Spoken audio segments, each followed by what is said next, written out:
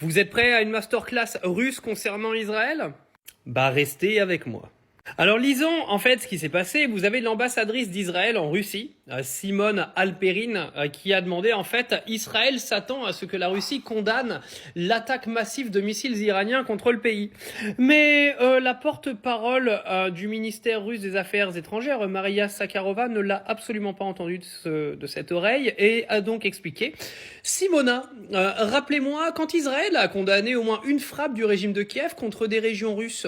Vous ne vous en souvenez pas? Moi non plus. Mais je me souviens de déclarations régulières de soutien aux actions de Zelensky de la part des responsables israéliens. Ces actions terroristes absolument criminelles, des salauds de Bankova, à la suite desquelles, année après année, des civils sont tués et des infrastructures civiles sont détruites. Donc vous l'aurez bien compris, aujourd'hui la Russie, ils portent pas Israël dans leur grand cœur.